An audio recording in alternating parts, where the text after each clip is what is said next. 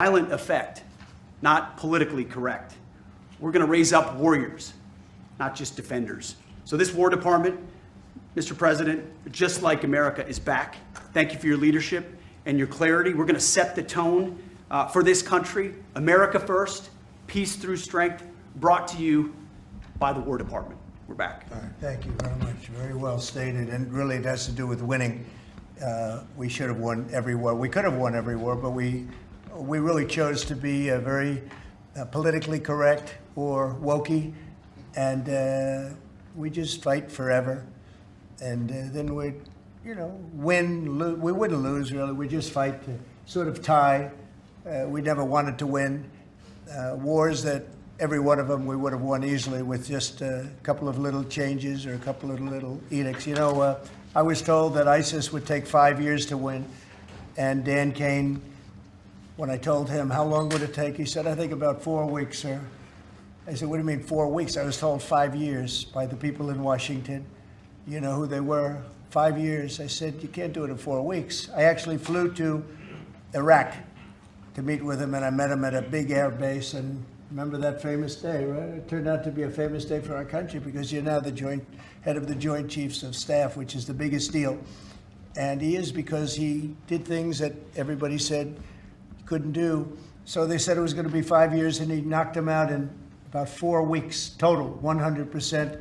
We took over, and ISIS was gone, and pretty amazing. But we never fought to win, and now if we have to fight it all, we solved 7 wars.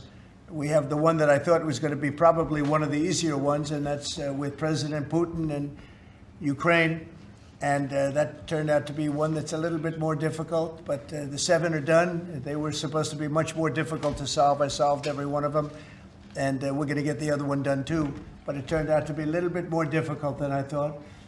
And it'll get done or they'll be held to pay. But because they're losing 6 to 7, it used to be 5. I used to tell you 5. Now it's almost 7. I guess 7,000 people last week. 7,813 people, young soldiers died. Russian and Ukrainian, not American soldiers. But it's a shame. And it's just, they're human lives, and I want to see it stop. But General Kane's done a fantastic job. And again, defeated ISIS, which they said would take a long time.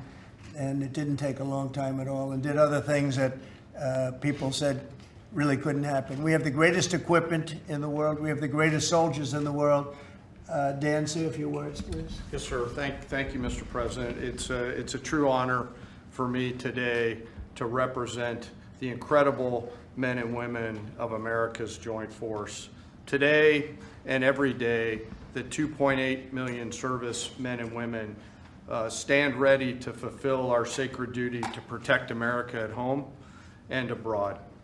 As the President said, America's military is the single most powerful fighting force in the world. The mission you and the Secretary have given us is clear and unambiguous to deliver peace through overwhelming strength. And I remind everyone that the U.S. military can reach any adversary at the time and place of our choosing. Service to this nation is an incredible gift, and we're grateful and honored every day to do so. Thank you, Mr. President. Well, thank you, and it's an honor to sign this. And we will do that right now.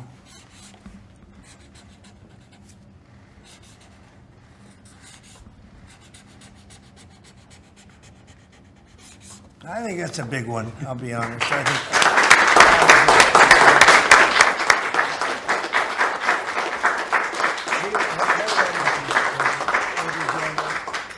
That's a big one. It's a big one, Mr. President. Do you have any questions on this subject? We're going to be discussing the G20 in a couple of minutes, but yes, please. Mr. President, what gave you the idea for this rebrand? And a question for you, the newly minted Secretary of War. What message does this send to our enemies, to our allies, to the American people? And again, what gave you the idea for this rebrand at this moment? I think it sends a message of victory. I think it sends really a message of strength. We're very strong. We're much stronger than anyone would really understand. And again, having the great equipment, we have just so much better. You look at all of the, just any of it, submarines as an example. We're 20 years ahead of anyone else. Nobody even compares. And I let a lot of this happen in my first term. You know, we totally rebuilt our military. Then, of course, you had that catastrophe in Afghanistan where they gave up a lot of the equipment, but a relatively small amount, but a lot. It was a lot in Afghanistan. I think it was the most, General, I'd say it was the most embarrassing day in the history of our country, the way that happened, the way they went to the wrong airport. They should have gone to Bagram, not the local little airport with no security, with tight quarters, etc. You know what happened. I think it was the most embarrassing moment in the history of our country, frankly. That was under the Biden administration. That was terrible. And we were going to be leaving, but we were leaving with strength and dignity. We were going to keep Bagram because Bagram's 1 hour away from where China makes its nuclear weapons. We're going to have that all to ourselves, a big, beautiful place built many years ago from money that today would be the equivalent of, you know, many, many billions of dollars. You couldn't build it. The longest runways, the most powerful runways in terms of load capacity. And we just walked away from it. So stupid. And they were fools. The people were fools. No, we have the strongest military, and I think that indicates we have the strongest military. And, you know, we had it, and we won World War I, we won World War II, we won everything before, and as I said, we won everything in between. And we were very strong, but we never fought to win. We just didn't fight to win. We didn't lose anything, but we didn't fight to win. We could have won every one of those wars quickly, but they went a route that I think was probably politically correct, but not correct for our nation. So I think the Department of War sends a signal. Yeah, please. Mr. You alluded to this a little while ago, but you said that this rename is quote, a good reflection of where the world is at right now. How do you square naming it the Department of War when you've been pursuing peace in so many different parts of the world? Well, I think I've gotten peace because of the fact that we're strong. If we weren't strong, those 7 deals I told you about, the 7 wars, a majority of them wouldn't have happened.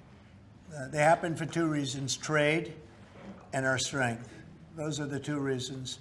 And probably strength may be more important than trade.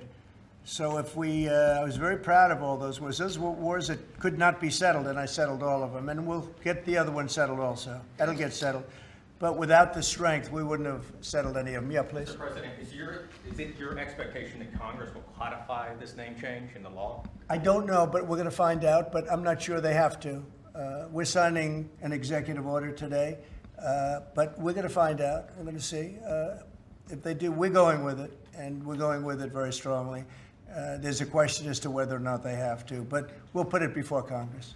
Do you know how much this rebrand will actually cost? And are there any concerns about, you know, the Pentagon's mission of actually cutting back on spending? Yeah, but not a lot. You know, we know how to rebrand without having to go crazy. We don't have to recarve a mountain or anything. We're going to be doing it not in the most expensive. We're going to start changing the stationery as it comes due and lots of things like that. We're not going to be doing things like have been done in the past when they changed the name of forts that shouldn't have been changed. Those names of the forts should not have been changed, at least for the most part.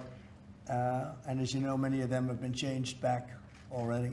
At the request of the communities, every one of those communities said, we want our name back, like Fort Bragg as an example.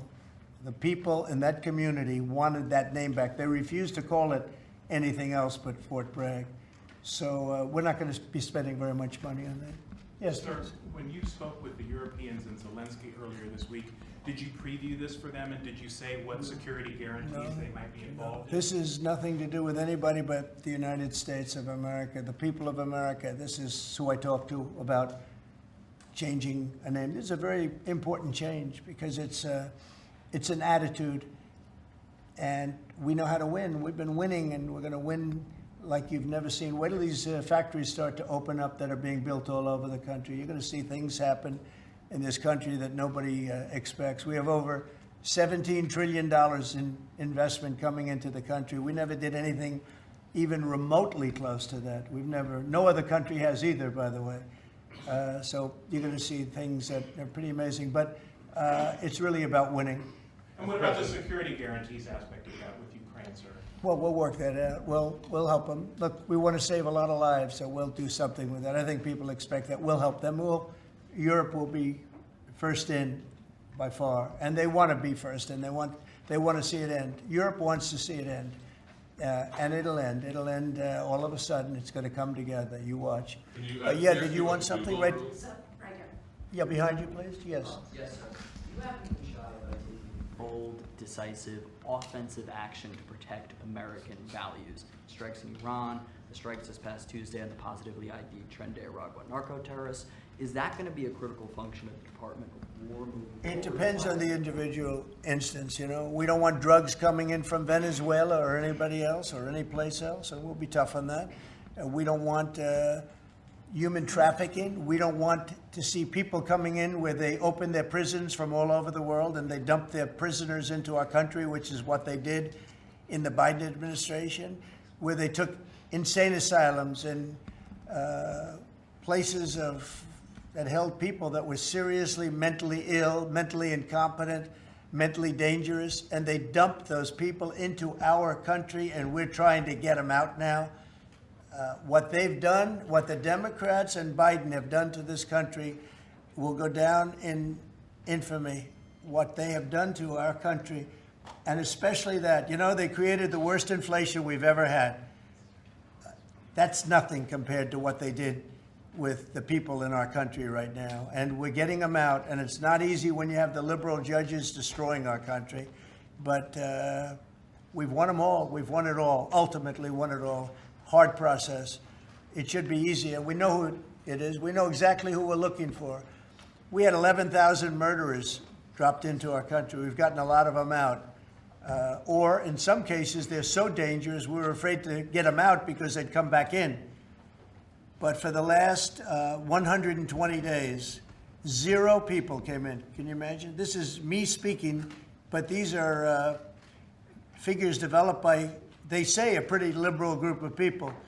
They admit that 0 people came into our country. Think of that. A year ago, it was millions of people were coming in. Millions. They were coming in.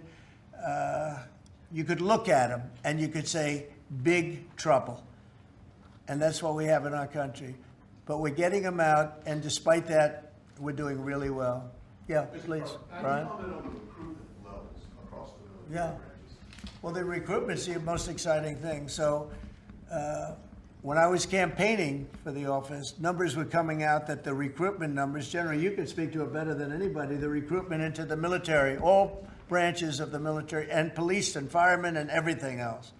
Anything having to do with like a public service, the numbers were horrible, record-setting bad. And now they're record-setting good. We're setting every record every month for recruitment. We're packed in the Army, Navy, Air Force, Marines, Coast Guard. My beautiful I love Space Command. I love Space. I see Space Command, but Space Force has been. We've got a waiting list of people wanting to go in. A year ago, especially a year and a half ago, you know, when I took the lead in the polls, which was very early, it really helped with the recruiting. And when I won from November 5th on, it's been amazing. And over the last 4 or 5 months, we're just packed. It was very hard to get police officers. Now the departments are loaded up. Everyone wants to be a policeman or a woman. So it's been a great thing. General, do you want to talk about that? Sure, as you said, serving our nation is an incredible gift that we give, and the reward on that gift pays back exponentially year over year. And I think the young people of America are seeing the importance of service, and whether it's in any of our armed services or in local police, fire, or rescue, service is an important thing that I personally encourage, and I know everyone else in government service sees that same reward.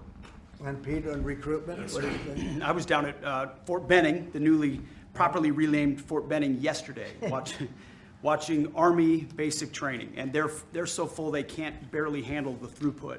It is truly historic across all the services, as you said. It's been a surge into the, I was going to say the Defense Department, but I will say the War Department, and that you might almost call it a vibe shift.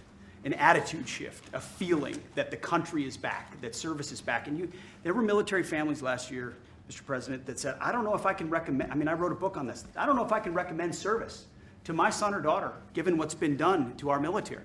You heard it over and over and over again. And I hear from those same military families right now, sir, and they're saying, I recommend to my kids that they go into this department, this Pentagon, under this commander-in-chief, who they know you'll have their back and they want to serve. So it is historic, and it's the biggest reflection of how motivated Americans are by your leadership, sir. You know, really, it's nothing more than spirit, love for the country. I guess the esprit de corps, as they say, you have more of that than we've had maybe ever, frankly. But to see it turn over a period of less than a year, I would say, but to see it turn, nobody wanted to go into the military. Now everybody wants to go into the military. Jennifer, you want to? Yeah, there's some new reporting on North Korea and this Navy SEAL incident in 2019. Can you say if the administration has engaged with North Korea on that incident since it happened recently? Yeah. And then can you share some I recollections? don't know anything about it, no. Can you- I'd have to, can I you- could look, but I know nothing about Can you it. confirm that it happened? I don't know anything about it. I'm hearing it now for the first time. Okay, great. And then on the Hyundai incident in Georgia with the arrest of some workers, construction workers at the plant, have you heard any feedback from Hyundai? I just heard about that a little while before the news conference, and I would say that they were illegal aliens, and ICE was just doing its job. But I know nothing about the instance. It happened a little while ago. Okay? There has been some pushback on that, though, from South Korea already, and of course, they pledged to invest $150 billion in the U.S., and they were just here, last week. Are you concerned Well, and at they all? have the right to sell cars and things in our country. It's Yeah. not like a one-sided deal. Are you concerned at all about, your immigration agenda potentially clashing with these economic goals? Well, we want to get along with other countries, and we want to have a great, stable workforce. And we had, as I understand it, a lot of illegal aliens, some not the best of people, but we had a lot of illegal aliens working there. So, look, they're doing their job. That's what they have to do. These are people that came through with Biden. They came through illegally. They came into our country, so we have to do our job. Mr. President, the now Department of War has been involved in the crime cleanup in D.C. You've tasked Congress with proposing and passing a crime bill. What are some things that you would really like to see codified in that crime bill? Well, I think one of the things is the cashless bail. It's killing it. When that came out, originally when that came out the first time, that's when you saw the real big crime start to happen. Cashless bail, what a disaster that is. You murder somebody, you don't have to put up bail, and you go out in the street and you murder somebody else. That's what's happened. It happens so often. And that's one of the things. And other of the things you're reading about, is a standard, but just a certain toughness. I have to say, one of the elements of fascination for people over the last period of time has been what's happened to D.C. So we've gone from one of the most dangerous cities in our country to what they call a safe city. It's a totally safe city. In fact, I set up dinner in Washington, D.C. next week. I wouldn't have done that, to be honest. I would have had an obligation not to do it before I came into office, or even at the very beginning when things were so corrupt and so dangerous out on the streets. So Washington, D.C. has had virtually no crime. We even have a mayor that's admitting to it, and she's a, liberal Democrat, in all fairness. She's a person that hasn't gotten exactly along with Republicans over the years. And she said she's never seen anything like it. So Washington, D.C. is a totally safe city. We have virtually no crime. It's gone from the most unsafe city in the United States, almost, just about, to one of the safest cities, maybe the safest city in the United States. That's a tremendous compliment to our military, what we did. The National Guard's done a fantastic job. Yeah, please. Mr. President, can I ask about Florida real quick? Florida House Speaker Daniel Perez was at the White House yesterday as part of a leadership summit. Yes. And we understand you met with him separately. Mr. President, what did you two talk about? And also, did you explore him running for Florida Attorney General? I didn't. We didn't talk about that, but he's done a fantastic job. He's respected all over the country, really. He's a leader, and he's done just a fantastic job. We didn't discuss anything having to do with his future. I'm sure he'd be very good at that. My second question, Alligator Alcatraz, sticking with Florida, a major ruling appeals court blocked a federal judge's order to close it, and it can remain open for now. Your reaction? I think they've done a fantastic job in building it, the governor and everybody else that's been involved. It's an incredible facility. It's housing people for usually a very short period of time before they get brought back to their countries. As you know, we focus on criminals before we focus on anybody else, and we're taking thousands and thousands of criminals out every month out of our country, some of them murderers. And I think Florida's done a great job by building it. And whether it's Alligator, Alcatraz, or anything else you want to call it, I was there. I visited with the governor, with other people. I guess Nikki was there. Tom Homan's been there a lot. A lot of people have been there from, it's an amazing facility for what it is. It's not a hotel. It's not supposed to be a hotel, but they've done a great job with it. And I'm very happy with the judge's decision. You also mentioned Venezuela. I want to ask one more follow-up question on that. On the U.S. strike on a vote tied to a Venezuelan drug cartel, the Maduro regime is pushing back today. In fact, they say the U.S. seeks regime change through military threat. Your reaction to those words, and also, would you like to see regime change in Venezuela? Well, we're not talking about that, but we are talking about the fact that you had an election which was a very strange election, to put it mildly. I'm being very nice when I say that. I can only say that billions of dollars of drugs are pouring into our country from Venezuela. The prisons of Venezuela have been opened up to our country. They've taken their prisoners, the worst prisoners, murderers, Tren de Aragua. The worst prisoners that you can ever imagine are now happily living in the United States of America. Now, many of them we've gotten out. It's not easy to get them out because of the liberal system that we're working with in many cases, not in all cases. But millions and millions of dollars and billions of dollars of drugs are pouring out of Venezuela and other countries. Look, China, what they're doing with fentanyl is a terrible thing. It comes through Canada and it comes through Mexico, but a lot of it's coming through Venezuela. Venezuela's been a very bad actor, and we understand that. And when you look at that boat, you see the bags of whatever it is there. Those bags were, you know what those bags represent? Hundreds of thousands of dead people in the United States. That's what they represent. Yeah, please. Mr. President, your reaction to the jobs report this morning?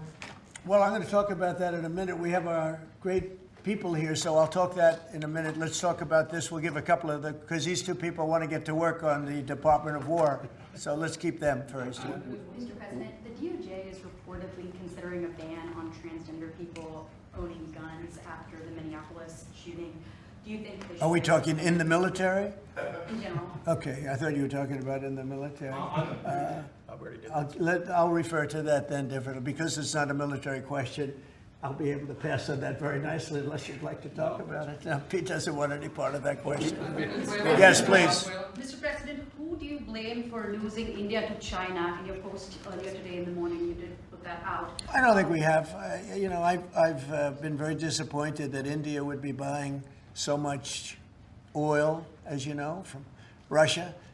And I let them know that. We put a very big tariff on India, 50% tariff, very high tariff. I get along very well with Modi, as you know. He's great. He was here a couple of months ago. In fact, we went to the Rose Garden, and the grass was so soaking wet. It was such a terrible place to have a news conference. I said, well, let's use a beautiful white stone emblematic of the White House, okay? And it's been very well received. But we had a news conference on the grass. That was my last news conference I had on the grass because everybody sunk in. You probably sunk in. Every reporter out there, they ruined their shoes. We made that change. It's been a really well-received change. Yeah, please, go ahead. On Venezuela, you've sent F-35s down to Puerto Rico, you've sent naval vessels into the Caribbean, you're concerned about drugs being illegally sent into the Yeah. How do you describe this buildup, this situation? Well, I just think it's strong. We're strong on drugs. We don't want drugs killing our people. I believe we lost 300,000. You know, they always say 95, 100,000. I believe they've been saying that for 20 years. I believe we lost 300,000 people last year. I know families that lost their son. Those families will never be the same. I know a family lost a daughter, a beautiful daughter. In fact, it was like she took something that she thought was like a minor deal, and it turned out to be riddled out with fentanyl, the size of the head of a pin, and you're dead. And no, we're stopping the drugs. We're going to save a lot of people. Look, whether it's 100,000, but it's not. It's 350,000 people died last year from drugs. And we're not going to let that happen to this country. Think of that. Think if you're in a war and you lose 300,000. We'll lose 600,000 in the pretty much between Gettysburg and all of that, the Civil War, we lost, what, 600,000. So we're losing half of that every year to drugs. We're not going to do it. We're not going to allow it to happen. You think of the wars. If we lost 600,000 people in a war, but we lose that every 2 years, more than that. So it's 300 to 350,000 people. And when I see boats coming in, like loaded up the other day with all sorts of drugs, probably fentanyl mostly, but all sorts of drugs, and we're going to take them out. And if people want to have fun going on the high seas or the low seas, they're going to be in trouble. I will tell you, boat traffic is substantially down in the area that happened. And they called it the runway. It's a runway to the United States. And boat traffic is very substantially down on the runway. You can imagine why. I think anybody that saw that is going to say, I'll take a pass. I don't even know about fishermen. They may say, I'm not getting on the boat. I'm not going to take a chance. What happens if Venezuela flies jets over U.S. naval vessels again? Well, I would say they're going to be in trouble. We'll let them know about that. We heard that happen, but it wasn't really over, not like they described. But I would say, General, if they do that, you have a choice of doing anything you want, okay? If they fly in a dangerous position, I would say that you can, you or your captains can make the decision as to what they want to do, all right? Sure. Sir, How close we did have, they get, we have Mr. one more. President? You said they didn't go over. Say it? How close did they get? You said the planes did not Well, I go don't want to over. talk about that, but if they do put us in a dangerous position, they'll be shut down. Thank you very much, everybody. So we're going to now cover the G20, and I'm going to let these people go back to the Department of War and figure out how to maintain peace. Okay?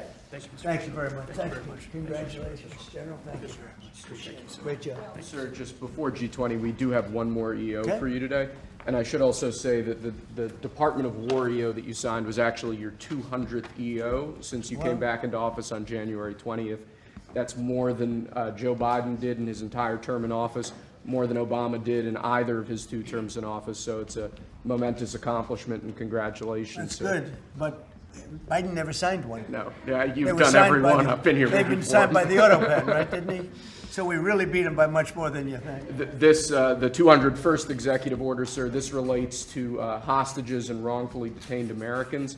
This provides a new legal mechanism to declare foreign countries to be countries that engage in those sorts of practices and gives your administration powerful tools to get American hostages out. This has been a Right. focus of your administration this time around. Adam Bowler's here, and he's done incredible work already. This will give him even more. I think it's great, and Adam's tools. amazing. So Adam, do you want to describe how many hostages we've gotten out together, you and I, and you and a couple of other people that we know, and Yes. me and a couple of other people that you don't know, but we've gotten a lot of hostages. Do you want to describe it? Mr. please? President, you brought back 72 hostages since your term. If we compare that to President Biden, he has gotten 20 taken. So he is negative 20 taken. 20 taken. They don't take our people so yeah. often. So, Mr. President, That's great. when we spoke, you said that that was a primary focus, and I'll tell you the job is easy because of you. And we paid nothing, too. We pay nothing. We They don't pay $6 exchange. billion. They always Yeah. paid $6 billion for Yeah. 5 people. $6 billion. It was just a number I kept hearing.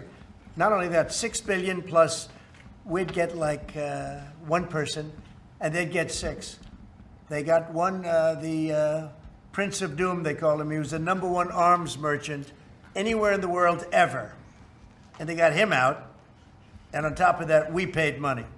So, no, we don't do that. You know, once you pay money, then a lot of people start disappearing. They start grabbing reporters, too. They think the reporter is going to get a lot of money. And to me, they would. You'll be well taken care of. I better stress that, because otherwise we have headlines. He said this or he said that. No, I'm not smiling about it. But they would. They'd be grabbing reporters. They'd be grabbing everybody. And especially when you pay the kind of money that Biden and Obama, they used to pay money that was crazy. We don't pay. And if you don't pay, they find it to be not a lucrative business anymore. That's fantastic. Would you like to say something? Julia. So it's really Spihar, Special Envoy Bowler, it's Rick Grinnell, it's Steve Witkoff who brought Americans home. But with this EO you are signing today, you are drawing a line in the sand that U.S. citizens will not be used as bargaining chips. and it provides your Secretary of State, Marco Rubio, the same tool set to punish states who take our citizens wrongfully the same way that we can punish those who sponsor terrorists. This is a very significant EO you are signing today, sir. Thank you, Sebastian. Very good. You're doing a great job, too. And this is your Director for Hostage Affairs at the NSC. Yes, and I hear. So Julia was seminal as well to all of this. I heard you're doing unbelievable. Would you like to say something?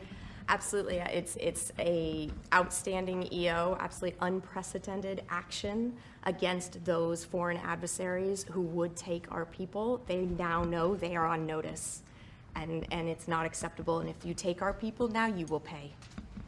You know, Adam gave up a job where he was making tremendous amounts of money, big stuff, top of the line, Wall Street. And he wanted to do this. He wanted to do hostages. I offered him other jobs, too, very big jobs. He said, I was shocked, actually. He didn't want them. He wanted to do hostage negotiation. And pretty amazing. Thank you very much. Appreciate it. Appreciate it. Thank you all. Do you have any questions for them on this very important subject? I think it shows a lot of your leadership as far as fighting for Americans and fighting for humans. And to think that, Joe Biden went in negative territory. Oh, he went way negative. Way negative, and you're actually making progress on this. I think this does send a message to the world that we don't negotiate, we're going to stay strong in that type of what they call business. Well, one little anecdote that may be of interest. We were told by numerous families who had missing loved ones during the Biden administration that this building, Biden's National Security Council, told those families not to talk about their missing loved ones, to be quiet, not to create any pressure on Biden and on Jake Sullivan, the key propagator of the Russia hoax. This administration has met with those families on a weekly basis. Right. People like Adam, yourself, sir, your envoys are doing everything to get every single American home. Not to tell them not to talk about their loved ones, but bring them home. Well, I can tell you one story that was amazing. A few weeks ago, very little written about it, but there should have been. But it was a very nice gesture. The head of Belarus, who's a very respected man, strong person, strong leader, he released 16 hostages. John Cole, a lawyer who works for me, great lawyer actually, one of the greatest lawyers. But John Cole was over there, and he heard that they had hostages. And you know about this. 16 people he released. And I just want to thank the head of Belarus. But while John was over there, they had, I believe, another 1,400 hostages. Now, not from us, from places all over the world. And just pretty tough place, in all fairness. But they had 1,400. And I believe they're going to be releasing a lot of those 1,400. They're not... I think very few, if any. We got pretty much ours back, and we didn't pay anything. But I very much gave my respects to the leader of the country. Was again, he's a very strong man, but he's got 1,400 or 1,500 or a large number, and we're talking about releasing them. Some are political, I guess. A lot of them are political. And looks like they're going to be released at some point in the pretty near future. So it's a great thing. They have to respect your country. If they respect you and they respect your country, they release it. If they don't, then you have to pay $6 billion. I mean, $6 billion. Can you imagine that, paying $6 billion? Kind of related, but not really. Could you comment on Tina Peters, who's been locked up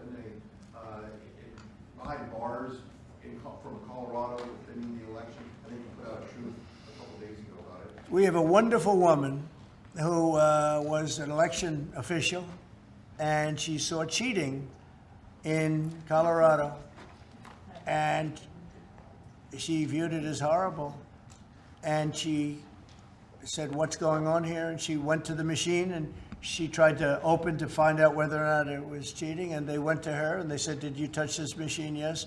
And they arrested her. They arrested her instead of the people that did the cheating.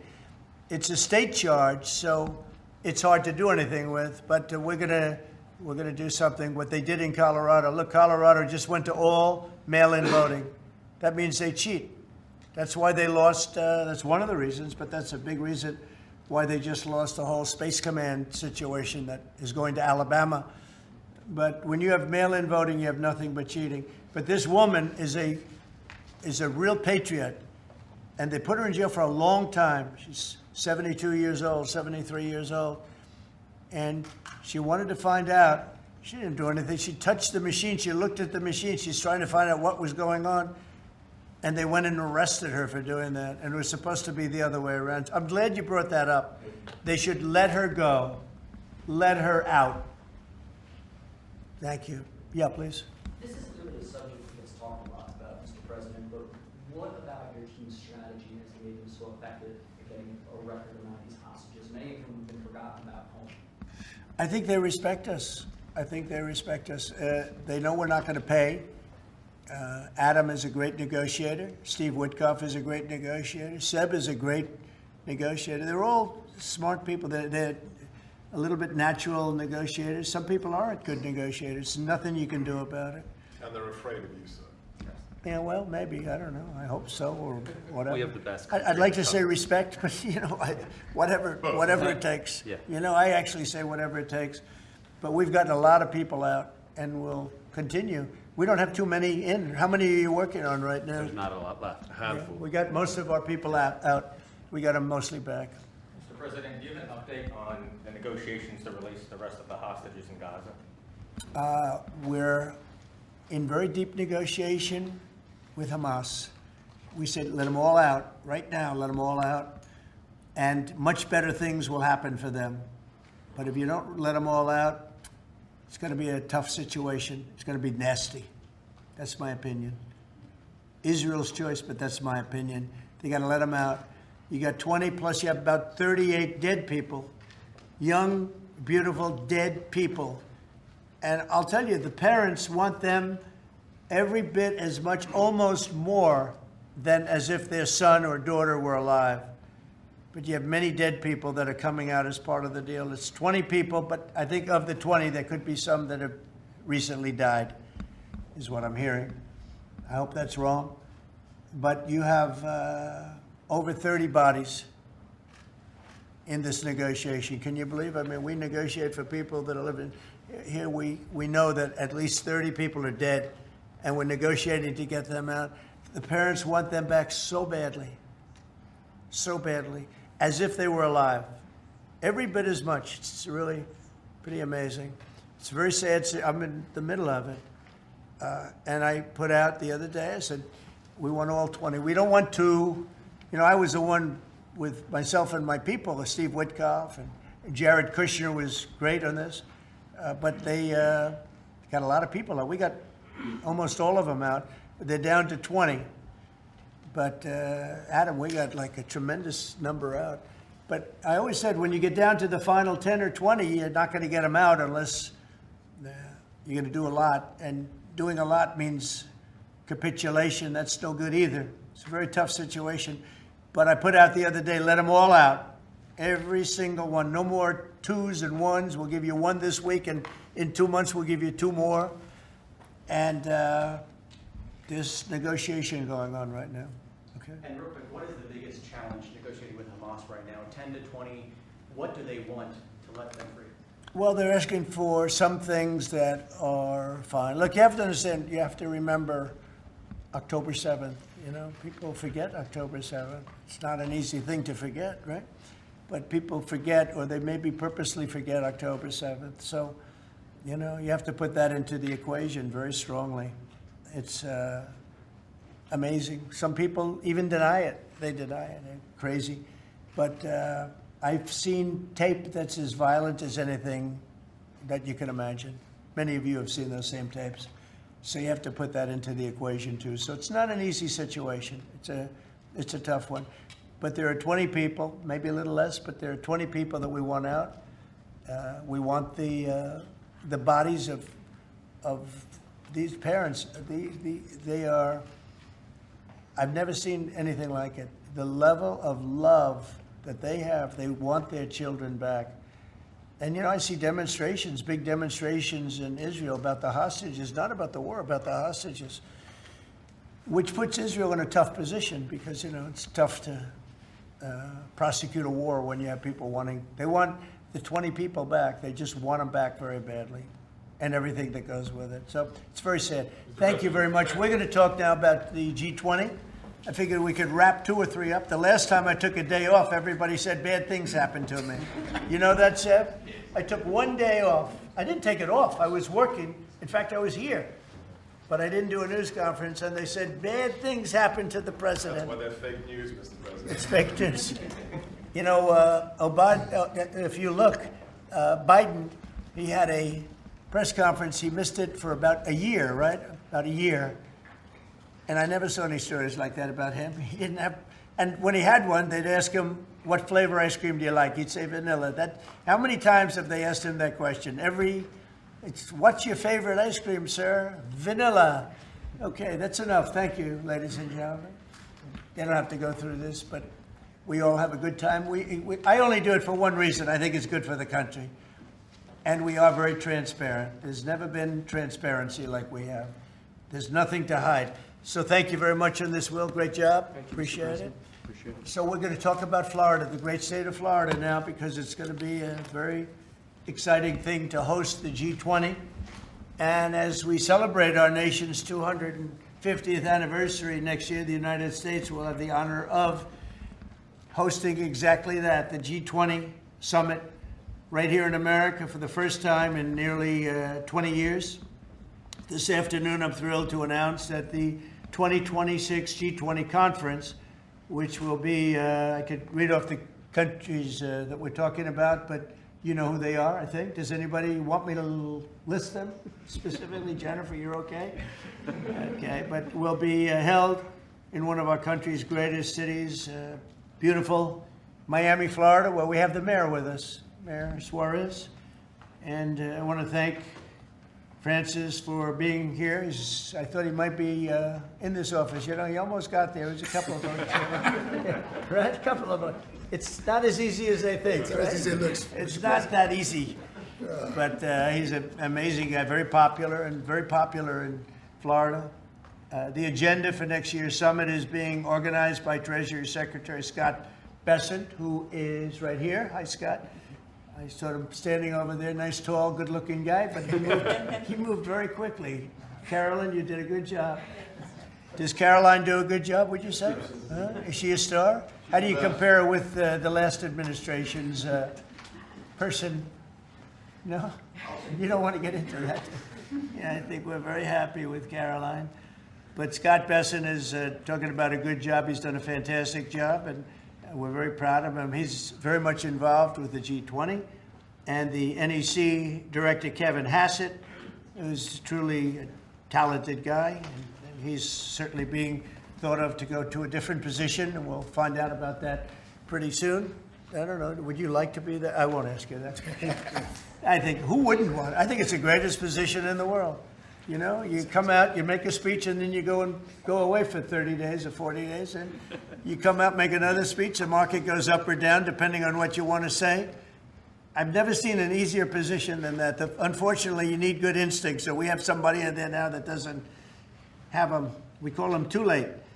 But it will focus on unleashing economic prosperity by eliminating the burdensome regulations, unlocking affordable energy, and pioneering new technologies. And it's going to be very important. The United States is already leading by example, and America is the hottest country anywhere on earth. We have more being built under construction now than they think anybody that they've ever seen. I mean, literally, some of these places are just really unbelievable what they're building, the size.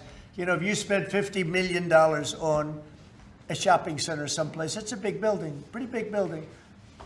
But when you spend $50 billion on essentially a building, they have buildings going up for $50 billion. They're going to be building their own electricity, and many of them have been given permits already to go, and they're starting construction. Some have started construction quite a while ago, and very early in the administration. We let them do that. You know, we have a grid that's obviously an old grid. It's been around for a long time. You could never handle the kind of numbers that you're talking about in terms of electricity, and we're letting them build their own plants. They build their own plants with their structures So they build their structure, they build their buildings, and they build an electric producing plant with it, like Con Edison in New York that I grew up with, and like others that make electricity. They make it for New York. These plants will make it for their building, for AI. Then you have a lot of the car plants going up. Most of them won't need that kind of electricity, but they have the right to do that also. So we're allowing companies to build electric plants. They become, essentially, Scott, I guess they become utilities, right? If you think about it. And it's very exciting. We're going to end up with more electricity than China, and it's going to be built at no cost to us. And I'm telling them, build more than you need, and you'll sell it back into the grid. So they'll be able to sell it back into the grid on top of everything else at no cost to the American taxpayer. It's very exciting. And frankly, if we didn't do that, we wouldn't be leading with AI. We wouldn't be probably even doing any AI. It would be 20 years to get an approval. So they're building massive amounts of electricity as we speak. We've eliminated $5 trillion worth of federal regulations, another big thing since I took office. And if you remember the first term, we took out more regulation than any other president in history times. You could add the top 4, and they wouldn't come anywhere close to what we were. That's one of the reasons we had such the most successful 4 years of any president economically, and this is blowing it away. I think this will blow it away. When these plants start to even getting close to opening, I think you're going to see numbers that we've not seen before. And we've increased oil production by more than 300 barrels a day. That's a lot.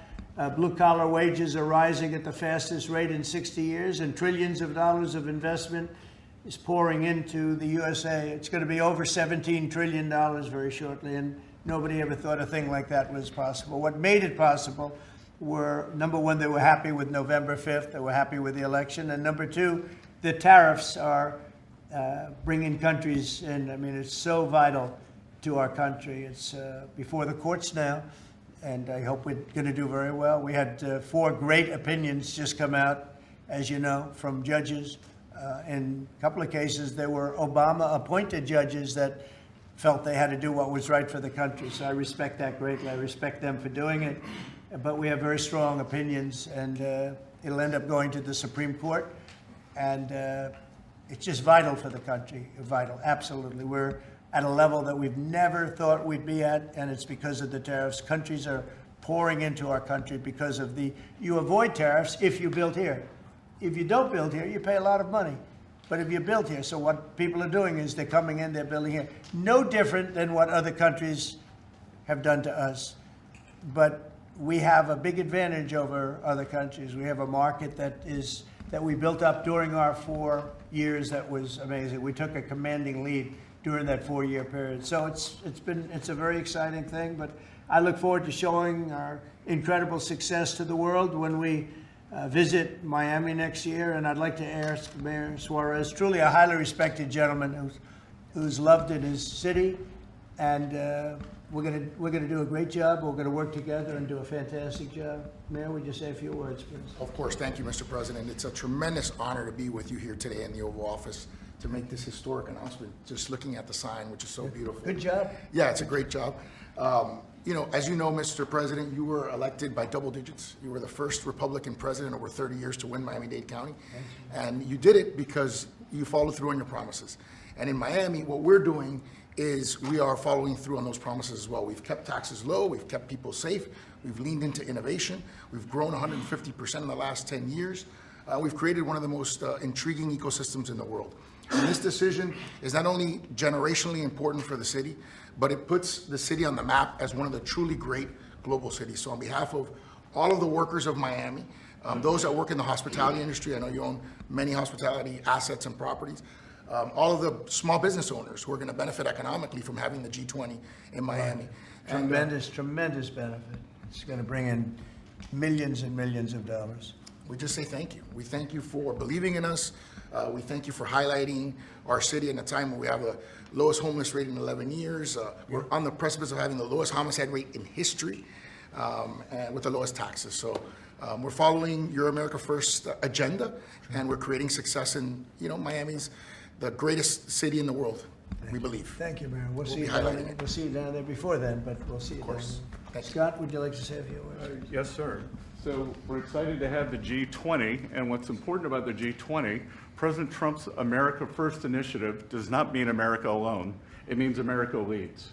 So we will be holding the G20 in the capital of the world, Miami, next year to showcase the beginning of President Trump's second term. Will be a year and a half into it. We will have done peace deals, tax deals, trade deals. We've made the U.S. the best place to come, start a business, have tax certainty, energy certainty, and regulatory certainty.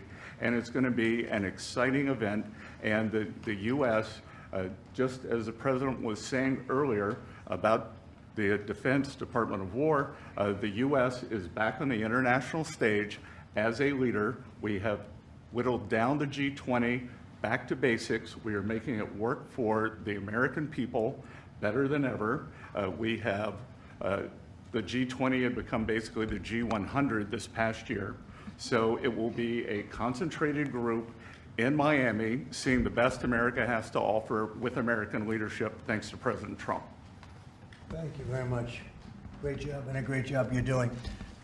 Kevin, would you like to say a few words? Mr. President, I think this G20 meeting, where the world leaders will come to the great city of Miami, is going to be viewed as one of the most important meetings in global history, because what's going to happen is the golden age is going to be documented so well in the data by next summer that you're going to have one of the best speeches written for you that you've ever seen, because we're just going to be talking about the accomplishments of the next year. I think so. A lot of these plants are going to be open by then. Yeah, exactly. And a lot of jobs are coming in, like I think we've never seen before. It's going to be great. Monica, would you like to say something? Thank you, Mr. President. We're so looking forward to having the United States of America host the G20 in Miami in December of next year. And we're also looking forward to having this as a showcase of American strength, vision, innovation, and power under your bold leadership, Mr. President. It is going to be the G20 in the Trumpian golden age. Okay, thank you very much. Any questions on the G20? Could I just... G20. You just said a moment ago that you were very complimentary of Kevin's work, and I was just wondering if he's your man for the Fed. Of Kevin? Yes. Yeah, I am very complimentary. I think he's fantastic. And for the Fed, he's your man. I didn't say that. I said he's fantastic, but no. I sort of know who I'm going to pick, but no, I didn't say anybody in particular. But Kevin is certainly one of the three. They say four, but probably three. That he's a highly respected person. He's great. He's great. He believes in low interest rates, and we all do. But sometimes you have to raise them to stop inflation. We had the worst inflation, I guess, essentially that we've ever had in the Biden administration, and it really hurt people. You know, costs are way down. Our energy costs are way down.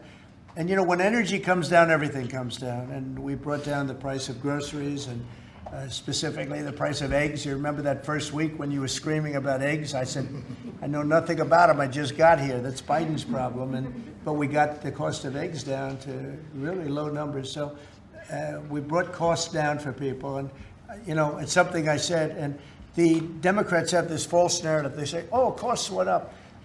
They just say things that it's just like incredible. If you look at energy, I think you're going to be at $2 a gallon with cars very shortly. $2. It was $4, $5 under the Democrats. That's a huge, it's like a massive tax cut. And speaking of tax cuts, we gave you the largest tax cut in history in the bill that we just approved. The largest tax cut in history. And there'll be no tax on tips, no tax on Social Security, no tax on overtime. One of the big things you get is you buy a car and you borrow money to buy the car, you're allowed to deduct your interest, which, Scott, has never happened before. You know, rich people like to talk about deductions. Middle income, they never gave them deductions. I got them. One of the best deductions, an interest deduction. So it's great. Jennifer, please. Yeah, a couple questions on the G20, sir. Is there any update on your plans to attend this year's G20? And then are you saying for next year? I won't be going this year. It's in South Africa. I won't be going. JD will be going, great vice president, and he looks forward to it. But no, I won't be going to that. And then on the guest for 2026, are you saying it'll just be exclusively the 19 countries, the 2 blocks? There won't be any? No, we're going to invite other countries as observers. They call them observers, but they'll have something to say. But we're going to invite Poland. Already I've issued them an invitation. They're great. They were just here, as you know. Great leader, great new leader. One of the big surprises. I was so happy. I endorsed him, actually, and he won. And he's going to be a great leader of Poland. But I've invited Poland already. What about Mr. Russia? President. What about Russia? Oh, that's interesting. I haven't thought of that. You haven't? No, I haven't thought of that. That's an interesting question. I'm going to think about that for a little while. India and Brazil? Mr. President, you just mentioned that the tax cut bill. Why the rebrand from one big beautiful bill? Oh, I just save words. I said the bill. It's one big. I actually call it the You're- great. I actually call it the great big beautiful bill. But it's a lot of words. Is that how you want You know, Republicans to kind of talk about it when they no, on the I campaign don't. trail? You know, I just want them to say what's in it. It's an incredible bill for the middle class, for the working person. You know, we are a party of the working. It used to be the opposite. The Democrats were for the working people, and the Republicans were supposedly for the rich. The Republican Party's taken in millions of people, and the Democrats have lost millions of people. They've gone crazy. Honestly, I think they're crazy. What's happened to them, I don't know. They suffer major Trump derangement syndrome, and it's turned out to be actually a disease, but it's a disease of weak people and stupid people, because all we do is we cut taxes, we create great policy. Their policy is so terrible. They refuse to acknowledge, as an example, I see today, it's a big debate again, the women, they don't want men playing in their sports. They don't want it. The Democrats want men to play in women's sports. I saw the great governor, we have Governor Youngkin, talking about it today, that the woman who's running against our Republican candidate, who's excellent, is like so much into the, men being able to use women's bathrooms. Okay, what's that all about?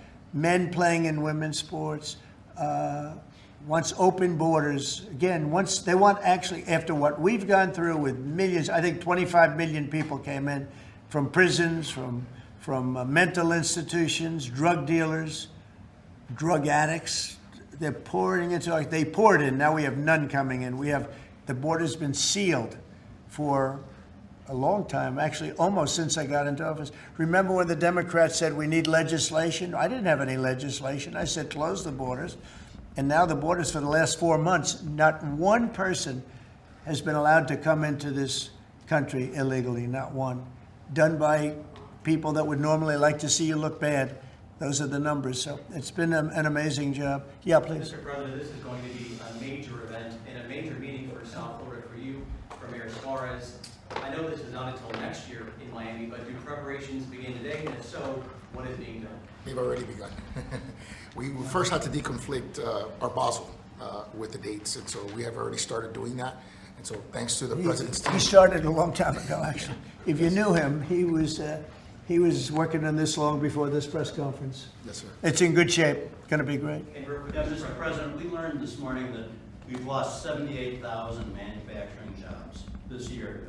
How do you explain it? Well, one thing we have is, we have the interest rates are too high. That was, a matter of the Fed.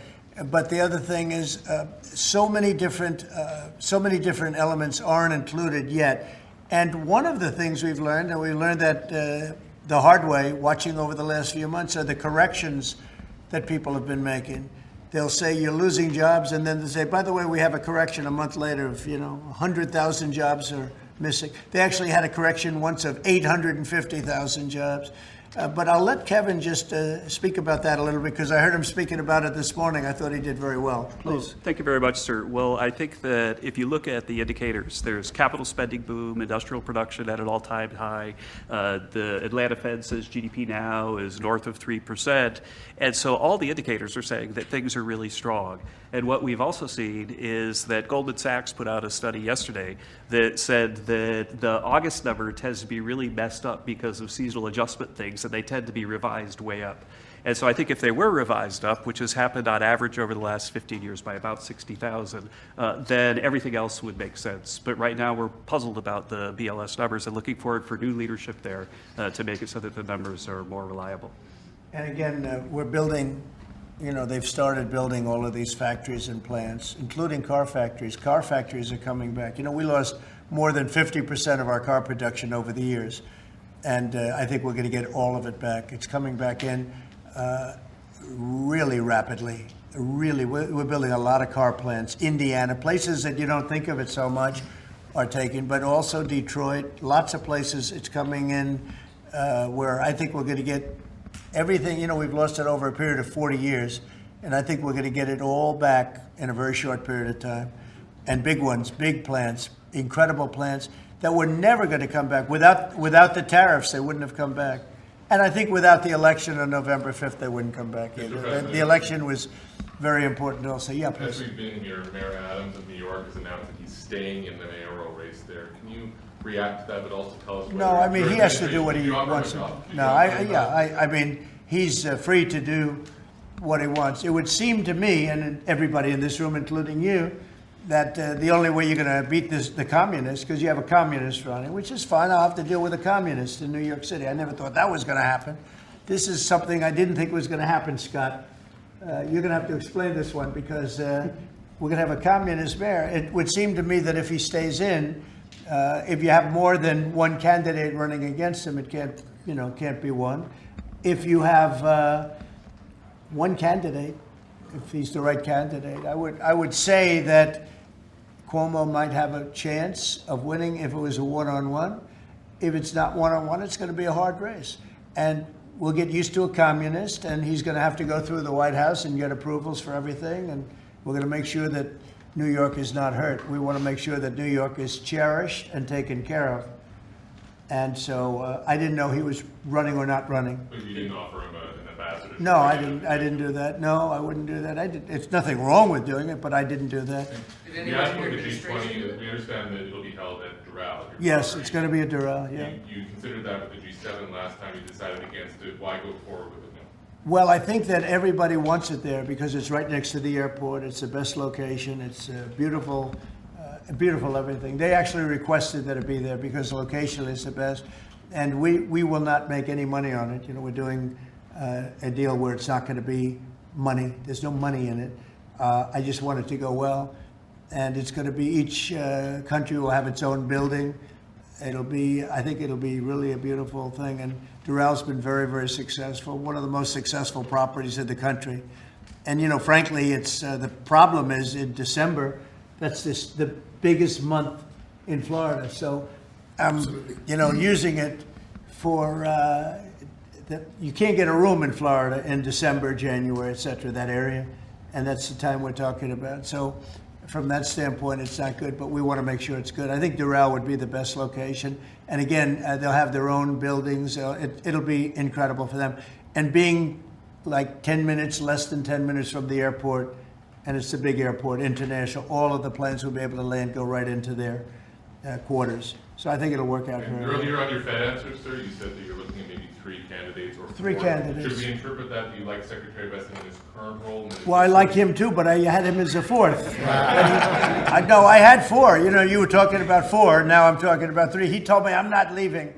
He wants to be doing, and if he was leaving, I mean, he would certainly be one of the people I'd want to, but I asked him specifically. I could ask him right now, would you rather stay where you are as treasurer, or would you rather go to the... Sir, I'm the only person on the planet who does not want the job. Okay.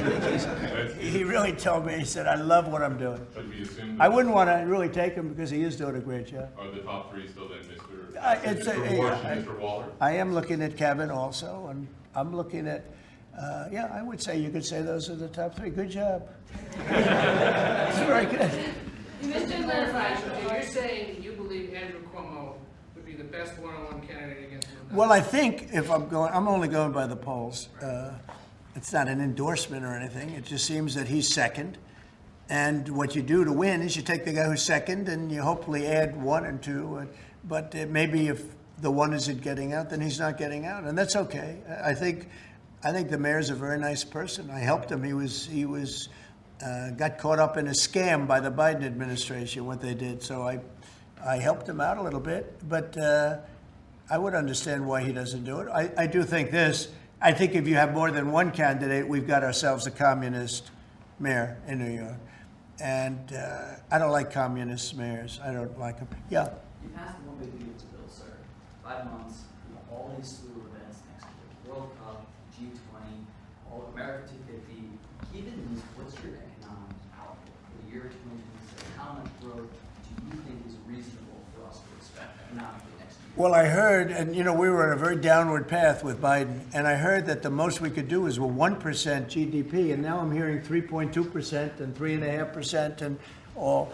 And our big year won't be really next year. I think it'll be the year after, because when these plants start opening up, it takes a period of time to build them. We're going to have tremendous job growth. It's unprecedented. We have unprecedented in history. There's never been anything like it, because we're going to have more than $17 trillion invested. There's never been anything like that. If we did $1 trillion in 1 year, and this is 6 months, 7 months, because we really focused on it over the last 6 months. But we're going to be doing, nobody's ever seen numbers like this. When this stuff starts opening up, our country's being rebuilt. And by the way, Washington, D.C. is being rebuilt. In addition to the fact that we have a safe city now, and our National Guard was fantastic and worked with the mayor, worked with everybody, we're also doing a refurbishing of Washington. We're going to redo some of the roads, the surfaces. We're going to redo the medians. We're going to take the broken tiles off the tunnels and put brand new tiles up. And we're going to regrass all the parks. They're going to be regrassed by people that build world-class golf courses, and not necessarily people that work for me, because I don't care about that. I just want to, I'm very good at grass. Grass has a life, just like you have a life, right? It has a life. Well, this grass has been up longer than, it's like 4 lives, okay? That's why there's a lot of areas where there's just no grass. But we're going to regrass all of the parks. We're going to, in a year from now, you won't even recognize it. Graffiti's gone, the tents are gone, the medians falling into the roads are gone, the potholes will be gone, the marble's going to be polished and beautiful. It's all going to be beautiful. We're working with Clark Construction, who's one of the, well, definitely the biggest here, one of the biggest in the country, and they've been great. And we're going to do about a 10-mile radius from the White House, from the Capitol, looking sort of at both of them, go right in the middle of both of them and start drawing circles. And everything is going to be spit-shined. When the head of Poland came here last week, and when other leaders came here, a lot of them have been here over the last 8 months. I said, what do you think? And they said that we're a little surprised at the look, the filth on the road.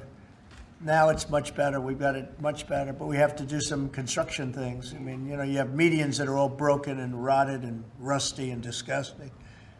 And they're all going to be changed.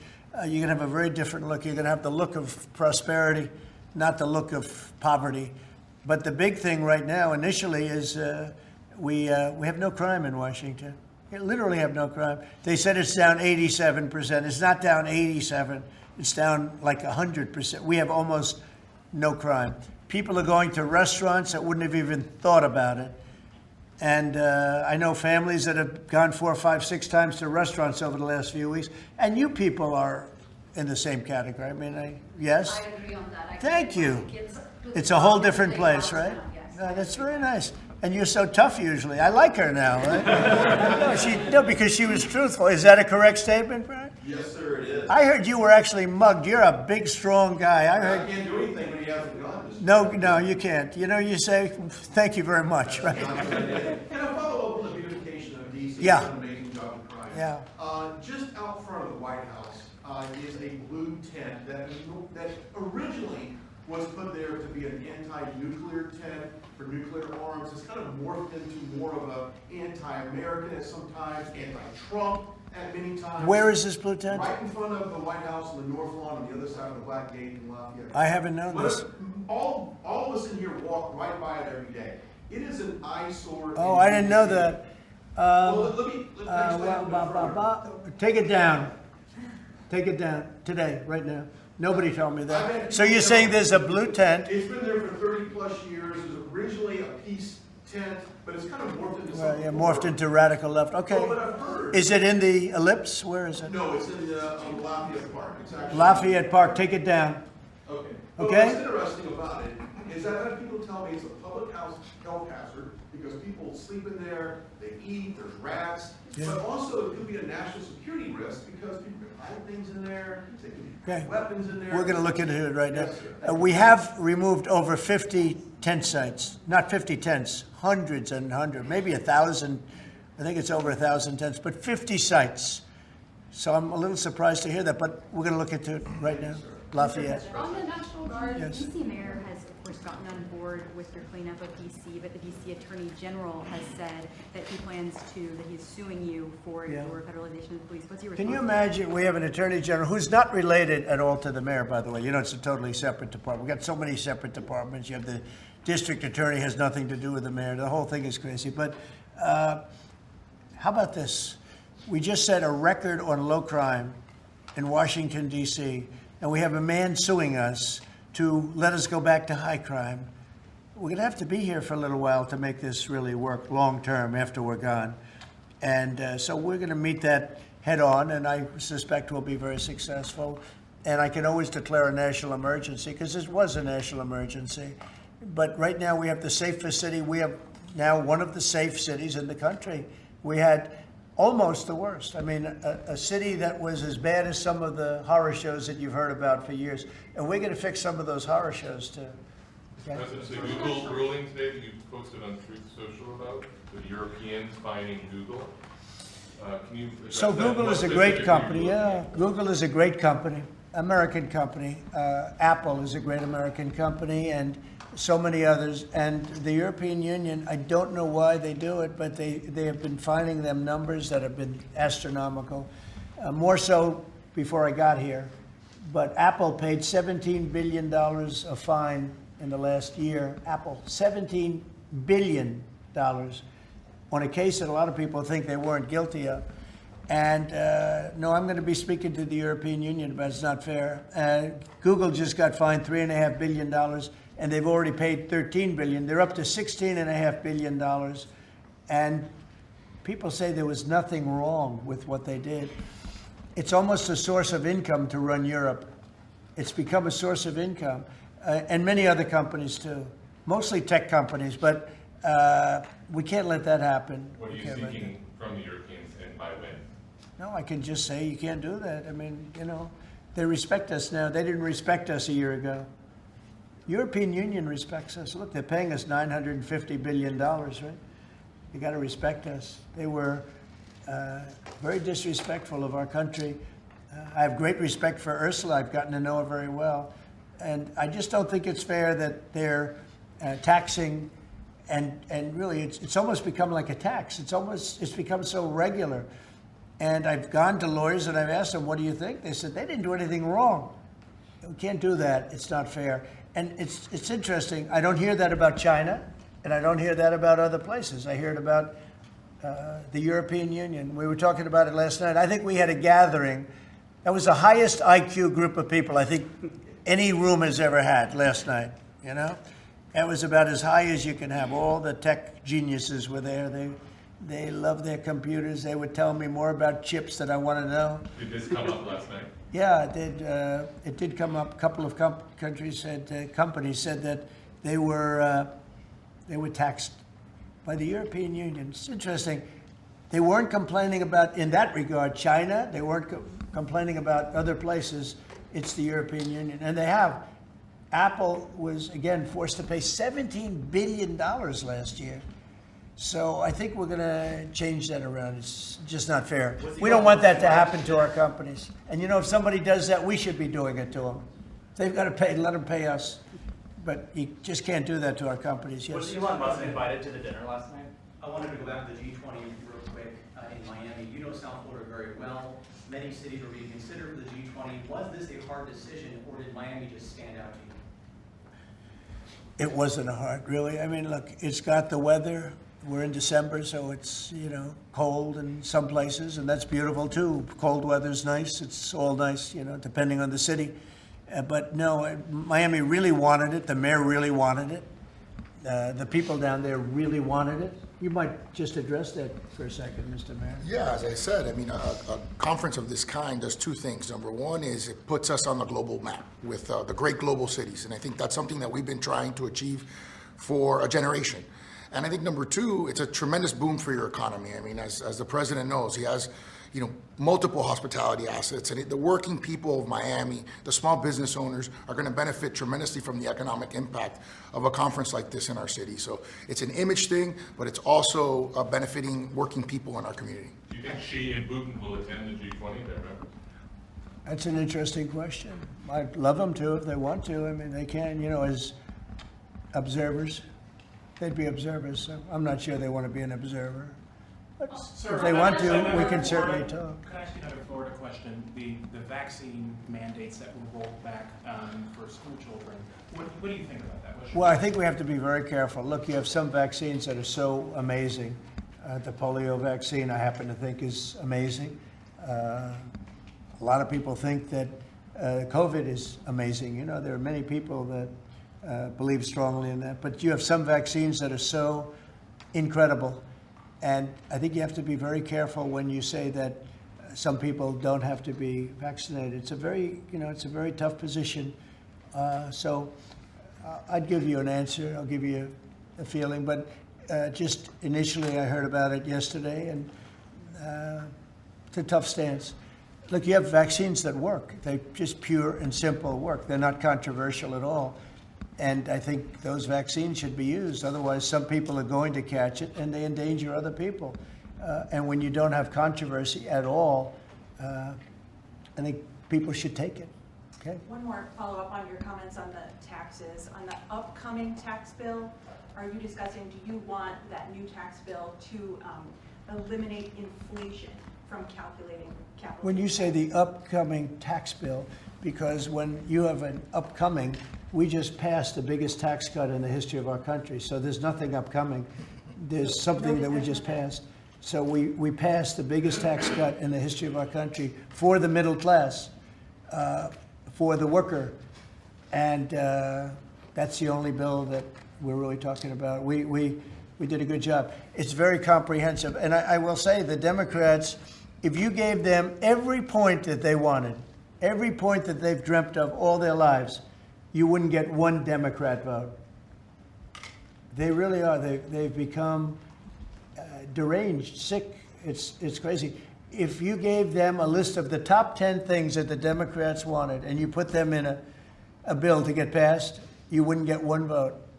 It's the only thing they have. They stick together, but they're dying. I mean, they're down to 16% approval rating, the lowest rating in history for either party. And we have the highest rating we've ever had. The Republicans have the highest rating we've ever had. On the National Guard, have you decided which city that you want to go into next? Yeah, I have. I have. I'm not going to say it now, but yeah, I have. We're going to go into another place and straighten it out. And I will say this: I watched today. I didn't know that was continuing to go on, but Portland is unbelievable. What's going on in Portland? The destruction of the city. Are you going into Portland? Well, I'm going to look at it now because I didn't know that was still going on. This has been going on for years. Have you decided you So we'll be able to stop that very easily. We'll be able to stop it. But that was not on my list, Portland. But when I watched television last night, this has been going on. You wouldn't be standing if you were the mayor. You would be. Can you imagine what they're doing? They're walking in, throwing smoke bombs into the store. These are paid terrorists. Okay. These are paid agitators. These are professional. I watched that last night. I'm very good at this stuff. These are paid agitators. They get paid money by radical left groups, not radical right groups, radical left groups. And they get paid a lot of money. And you see it with the signs. They all have perfect signs and are printed. They look as good as that sign. Those signs aren't made in basements. They're made at professional printing offices, and they cost a lot of money. These are paid agitators, and they're very dangerous for our country. And when we go there, if we go to Portland, we're going to wipe them out. They're going to be gone, and they're going to be gone fast. They won't even stand the fight. They will not stay there. They've ruined that city. I have people that used to live in Portland. They've left. Most of them have left. But what they've done to that place is it's like living in hell. Yeah, go ahead. Thank you for your statement before. AP is reporting that you would be banning visas to delegations who will be attending the UNGA, the UN General Assembly, including Brazil. Your reaction on that, sir? That who's banning them? the Trump administration? Well, we are talking about things. We're very upset with Brazil. We tariff them very high because of the fact that they're doing something that's, very unfortunate. I love the people of Brazil. We have a great relationship with the people of Brazil, but the government of Brazil has changed radically. It's gone very left. It's gone very radical left, and it's hurting Brazil very badly. They're doing very poorly, very, very poorly. So we'll see. And are you ready to reset relations with India at this point? I always will. I'll always be friends with Modi. He's great. Prime Minister, he's great. I'll always be friends, but I just don't like what he's doing at this particular moment. But India and the United States have a special relationship. There's nothing to worry about. We just have moments on occasion. How are trade talks going with India and with other countries that you haven't reached a trade deal with, Secretary of Esther? They're going great. Other countries are doing great. We're doing great with all of them. We're upset with the European Union because of what's happening with not just Google, but with all of our big companies. They just, hit them with these unbelievable fines, $17 billion and $14 billion. And they use that money to run Europe. It's almost become like common. It's almost become a yearly occurrence, like it's a tax. So it's very unfair. I want to thank you all very much, and we'll see you around. We're going to see you in Florida, but we'll see you a little bit before that, I suspect. Okay? What are you having for dinner? Thanks, guys. Well, I'll be having something good here. I'll be at the White House. Thank you. Thank you very much. Thank you, guys. Thank you. Thank you, guys. Thank you. Thanks, guys. Thank you. Thank you. Thanks, guys. Keep moving. Thank you, guys. Thank you, press. Thanks, guys. Thank you. Thank you. Cut out. Thank you. Thank you.